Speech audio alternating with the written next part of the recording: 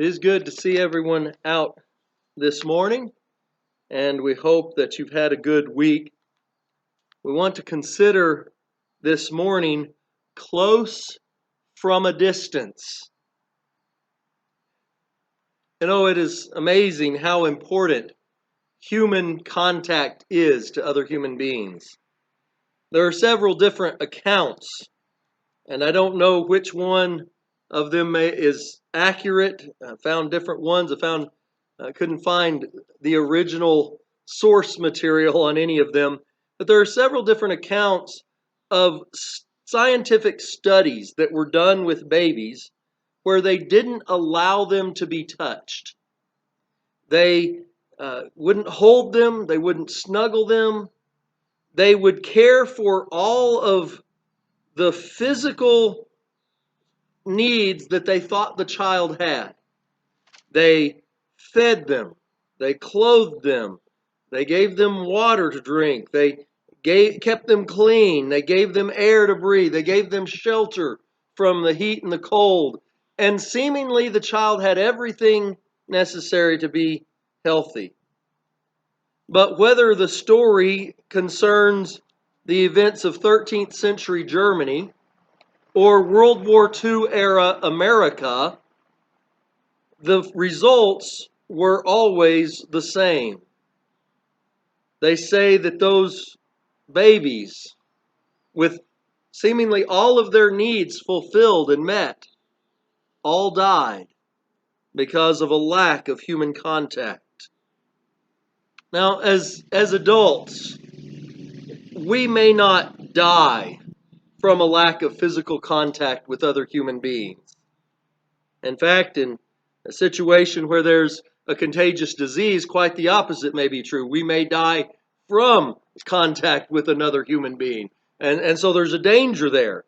But at the same time, we certainly know that it is difficult for many to do without that physical touch, that human contact. And it most definitely affects most of us negatively when we don't have the kind of contact with another human being that we crave. So how can we make the most of this time when we're not even supposed to get within 6 feet of each other, much less touch one another? How can we do some of the things that we're used to doing? How can we show our love and affection for others? How can we show our camaraderie without a pat on the back or a handshake or a hug? How can we do that? You know, some are even predicting. I think Christian and I talked about this the other day. He was up here mowing and we were talking about the coronavirus and things. We talked about this very thing. Some are predicting that this virus is going to be the end of handshakes. There'll be no more going back to the way it was before. That there'll be no more hugs. That they will all be things of the past. Now, I believe these predictions are rather extreme. And I certainly hope that we will be able to come in contact with one another again and that we'll be able to shake hands or get a pat on the back or even a hug, even though I'm not a huggy person. I wouldn't mind a hug from some people. I'm hoping we'll be there again soon.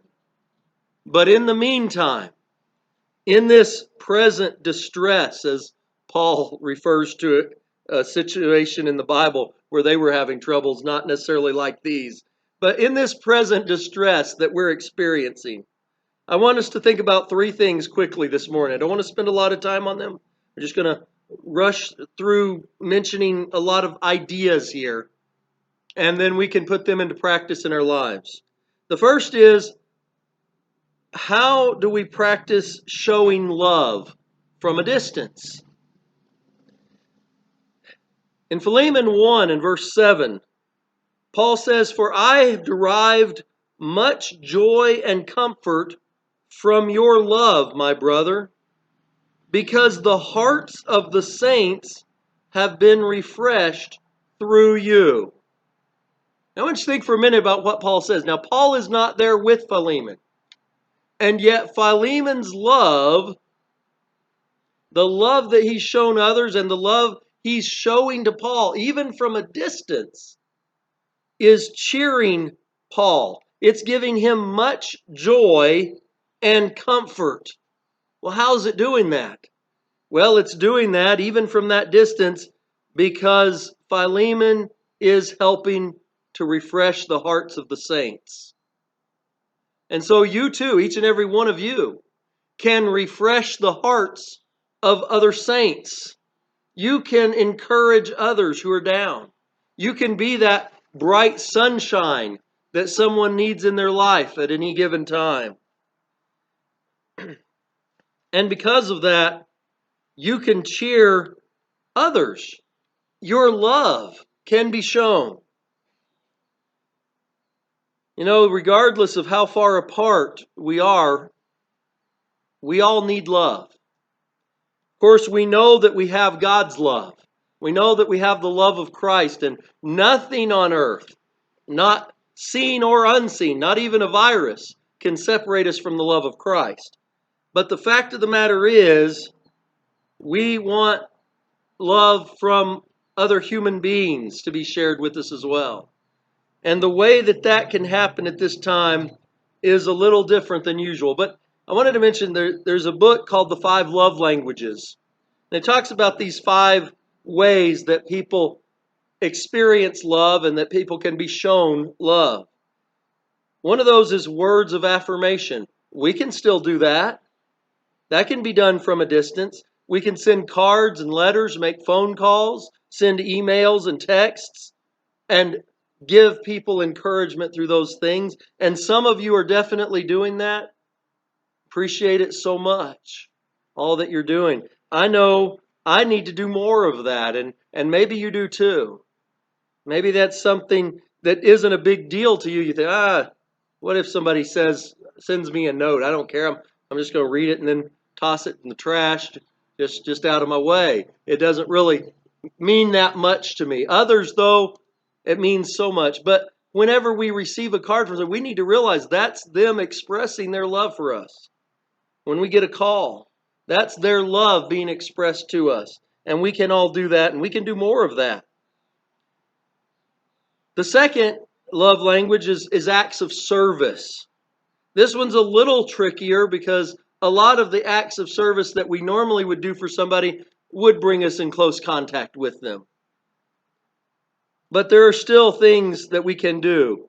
First and foremost, I think, is prayer. In fact, our Bible class that we'll record for today and post is going to be starting on a study of prayer that's going to continue through to the end of the year. So we're going to study about prayer, but prayer is one thing that we can do to serve others, bringing their wants and needs and cares and concerns before the throne of our Father in heaven. We could do, some of us are capable of doing some deliveries for people. We can take them things.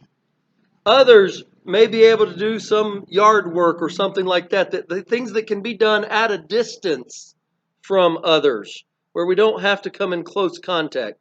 Others may be able even to fix some meals.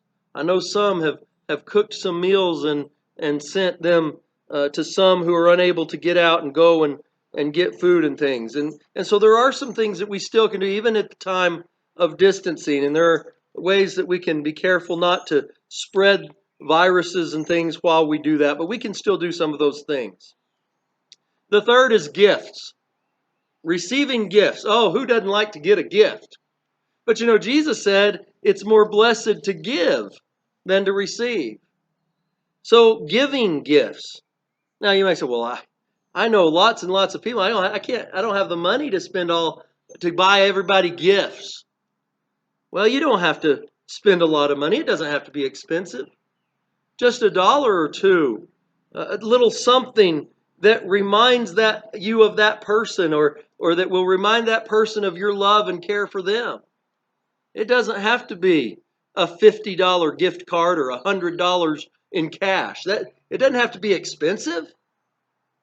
It could even be something like a picture drawn by a child. I know when we first moved here, a couple of the McFarland kids drew some pictures and gave them to us. Those hung on our refrigerator until our girls lost them. All right, we're good at that. But they hung on our refrigerator, reminded us of that love that people shared. A craft, perhaps, that you make yourself and give to someone. Or perhaps something else that you make using a special talent that you have, and then give that as a gift. There are a lot of gifts that don't have to cost a whole lot of money or something. But I will say money is always appreciated. You can send me as large, big checks. That's fine. No problem. I appreciate those too. But anything that we receive from another that shows that love. And then quality time. Share stories. Listen to their concerns. Even this worship time when we're here together, this is quality time that we're spending together, worshiping God together. I've heard of people who got on a video call together and watched the same movie or show together at the same time, and we're talking about it as they're watching it. They couldn't be together to do that, but they could do it over the internet. I know some friends of mine online are having an online chess tournament. They're playing games together online. We live at a time where we're so fortunate that because of the internet, that we have a lot of opportunities that even 30 or 40 years ago were unthinkable, unimaginable even, the things that we can do today. Maybe even something as simple as a car parade past a house for a birthday or just to wave at someone else who's shut in. That can mean a lot. They can look out their window and see people ride by waving. And that can be such an encouragement to their day. That's quality time, even though it's from a distance. And you can perhaps think of many other ideas. Now, of course, the fifth love language is physical touch. And that's the one that's off limits, other than within a family right now. That's for the most part, and a lot of people are going to miss it terribly. Even those who are not physically affectionate should show compassion to those who are and who are missing it so deeply. And we need to be sharing as much emotional and spiritual touch as possible during this time when we cannot show physical touch as a form of affection in order to help fill in what is missing. The second thing we want to consider is practicing evangelism from a distance. Now, it's hard to reach out to others when you can't reach out to them, when you can't be close to them and talk with them as much. And yet, at the same time, it's still something that we can do. The need for Jesus and his gospel has not gone away just because of the problems we're facing. In fact, if anything, it has grown. It's needed more now than it was before, or at least the recognition of its need is greater than it was before. In Mark chapter 1 and verse 1, Mark writes, "The beginning of the gospel of Jesus Christ, the Son of God." And then he goes on to tell the story of Christ. Now you think about that for a minute. Mark was not with those people or with us, and yet Mark shared the gospel with us almost 2,000 years later, 1,900 years after he died. He's still sharing the gospel with others through this letter that he wrote. So don't tell me that we can't share the gospel with others because, well, we have social distancing, we've got to stay 6 feet away from other people, so we can't share the gospel. That's not true. That doesn't work that way. There are certainly a lot of things to do. Call, send cards, email, text message those you know who aren't Christians. They still need the gospel of Christ. They still need to know that you care about them. Let them know. You can share our videos Our Facebook page, our website, our emails that we send out with the Bible study materials, or other materials about the gospel. There are lots of others out there besides ours, certainly. You can share those. Now, don't push them down somebody's throat if they don't want them. If they say, hey, quit sending me that stuff, I don't look at it. Then don't send it to them if they don't want it. But there are many out there who are hungering, and they're wanting something. They're looking for something, and it might be just the thing they need. Try your hand at grading Bible correspondence courses from students all around the world. My wife does this with IBTM, International Bible Teaching Ministries, or World Bible School also does Bible correspondence courses. They do paper ones and they do online ones both, I believe. So consider something like that, and we can help you get more information if you're interested in that. Ask that person that you care about if there's something specific that they need you to pray for or want you to pray for. Something they're dealing with right now that's really on their heart and really causing a struggle for them. And then do it. Do it right there with them on the phone or standing 6 feet away. Pray for them. Third thing we want to notice, and we're running out of time, so we want to get this finished up, is enjoying fellowship from a distance. And this is a difficult one as well. Even when we get back in the building, we'll still have some distancing rules. We won't be able to be real close. Hopefully we'll be able to figure out the logistics of getting some things back like they were. We mentioned that fellowship meal that we're missing today. Well, I'm sure missing those. But we want to get back to some of those things, certainly. 1 John 1:7 says, "But if we walk in the light as he is in the light, we have fellowship with one another. And the blood of Jesus, his son, cleanses us from all sin." But notice that John, again, he, just like Mark was, is writing to somebody that's not, he's not writing to somebody that's right there in the same room with him. No, he's writing a letter that's being sent to people that are hundreds of miles away, possibly. And yet he says, if we're walking in the light as Jesus is in the light, as he's in the light, if we're walking like that, we have fellowship with one another. That means that we mentioned those churches in China who are struggling this morning. Those Christians there who are being persecuted. They're around the world from us, but we have fellowship with them. We don't even know each other, but we have fellowship. But we can have fellowship, certainly, with those that we do know, even if we have to be at somewhat of a distance. Our connection is more than just worship. We have fellowship together. Now, some of that fellowship is spiritual in nature, and no distance can affect that. But we need to focus on that part that's spiritual and still not forget about the part that's more physical. But some fellowship just really doesn't work well if you're not together. The Babylon Bee, which satire website, but I think they're funny a lot of times. Well, they posted right when this started that some churches were trying to use Zoom. That's one of those video conferencing softwares. If you hadn't heard of it, you've maybe been hiding under a rock or something. It's a pretty big deal right now. But they were using Zoom to have shared potlucks from their own homes. Now, that just doesn't quite work quite right, does it? I mean, if I'm eating my meal and you're eating yours, but we're seeing what that's not quite the same as getting to actually share the meal together, is it? But I thought that was kind of funny the way that they did that. But that just won't work quite right. But what are some things we can do to have fellowship?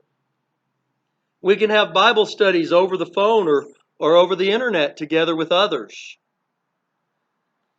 We can get a group to read the same book, a good book together, a religious book, a spiritual book, some sort of encouraging, uplifting book, and read a chapter and discuss it. Have a little book club. Except instead of coming sitting in the living room having tea and crumpets, we get together online and talk about it, or on the phone and talk about what we've read in that book. We can have a little online book club.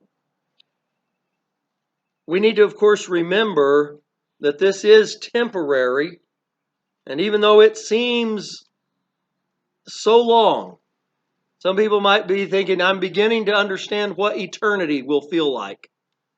But we need to realize it will be over. We will be back together again sometime. We will have some meals and activities together again. Those things are not gone forever. But in the meantime, let me know what you'd like to do. What are your ideas? Here are a few things to think about when we can open up a little bit more. We could have a game night together. We could have a movie night. One of the things that I'm really hoping to do is when we get to have our vacation Bible school, we don't know when yet. When we get to have our vacation Bible school, we've got some material that hope the teachers get a chance to look at that. It's in my office on the desk, and hope someone can come by and look at that laid out there. That's about Noah and the ark. And I hope we get to use that. If not, if people like it and think it looks good, I thought it looked pretty good. But if people think it looks good, and then when we get to have Vacation Bible School, whenever that is, whether that's June, July, August, or whether we have to wait till next summer, I don't know. But if we have to do that, whenever we get to do that again, I'm hoping that the end of that week of Vacation Bible School, we can take a trip to the Creation Museum and the Noah's Ark replica up there. We could have a cookout.